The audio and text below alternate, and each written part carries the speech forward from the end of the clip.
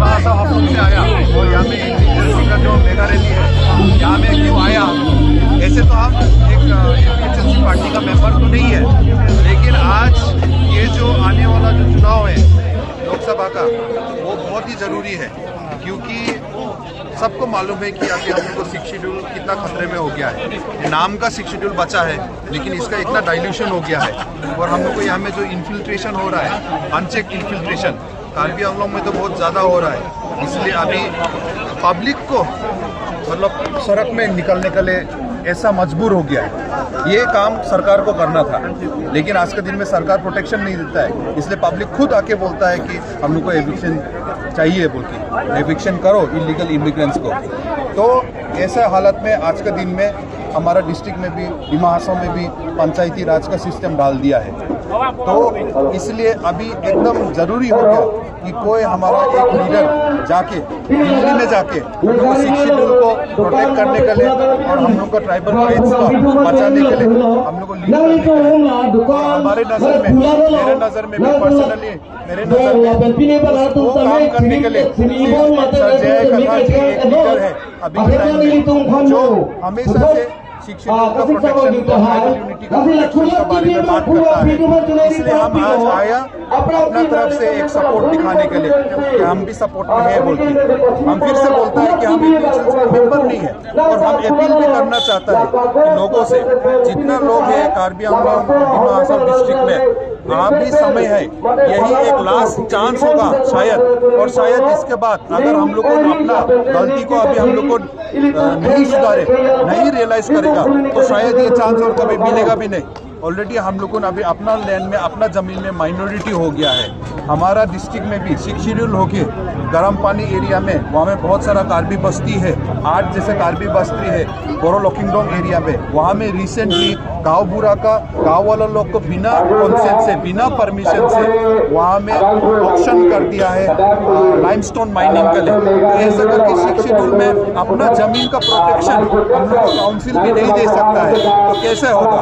इसलिए अभी समय आ गया है कि हम लोग सब यूनाइटेड होके मतलब ट्राइबल यूनिटी के लिए हम लोग आगे बढ़ने के लिए, इसमें अपना अपना पार्टी मत देखो। हम रिक्वेस्ट करता है आज के दिन में, कोई कांग्रेस में हो सकता है, कोई बीजेपी में हो सकता है, कोई अलग अलग दूसरा पार्टी में भी हो सकता है, कोई टीएमसी, कोई आम आदमी पार्टी, जो भी पार्टी, एएसडीसी, लेकिन अभी के समय में सब अपना पार्टी को भूल के यूनाइटेडली हम लोग एक लीडर को हम लोग चुनने से, ये चुनाव में वही हम रिक्वेस्ट करता है। हम भी वही मैसेज देने के लिए आया है कि हम भी आज एपीएचएलसी का जो लीडर है, जो कैंडिडेट है सर जय कथार जी, उसको समर्थन देने के लिए हम ये रैली में आज आया है। आपके मुताबिक अगर बिना डिमा हासाओ के सपोर्ट के बिना क्या जीत पाएगा?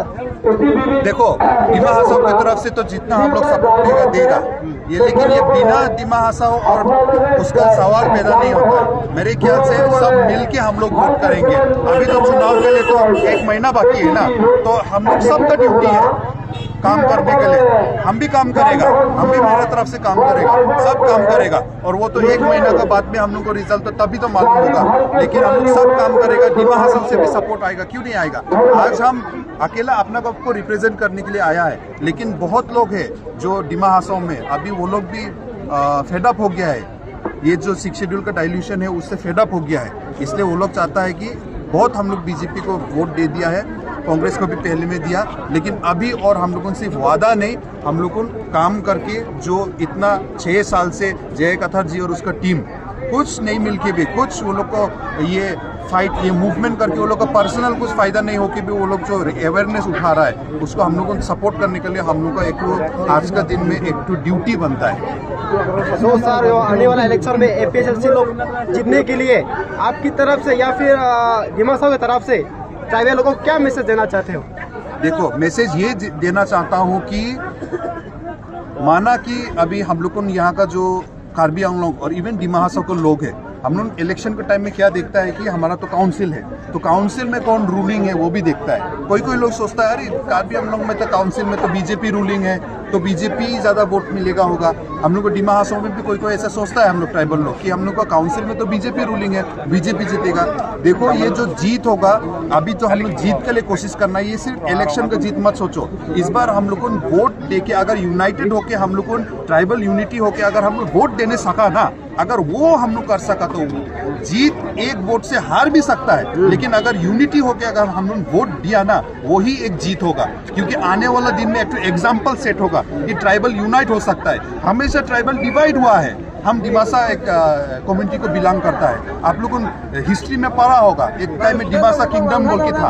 आहोम आने का पहले से आसाम में डिमासा किंगडम था, लेकिन आज के दिन में हम लोग माइनॉरिटी हो गए। क्यों? हम लोग डिवाइड होते होते। वैसे ही कार्बी लोग का कितना बड़ा हिस्ट्री है, वो लोग का भी अपना राजा था, लेकिन वही आज हम लोग डिवाइड होते होते हम लोग डिवाइड एंड रूल पॉलिसी जो ब्रिटिश करा रहा, आज के दिन में हम लोग को आसाम सरकार से ये कर रहा है। तो इसलिए अगर हम लोग एक साथ होकर ट्राइबल यूनिटी होकर वोट कर सकेगा, वही जीत है। लगने से इलेक्शन में 1-2 वोट से अगर हार भी गया, हम दुख नहीं होगा, लेकिन अगर हम लोग कन्विंस कर सका आदमी लोग को कि एक साथ ट्राइबल लोग चलो वोट देगा, अगर वो कन्विंस कर सका, वही हम लोग को जीत होगा। और वही मैसेज हम देना चाहता है। Thank you sir. Thank you sir.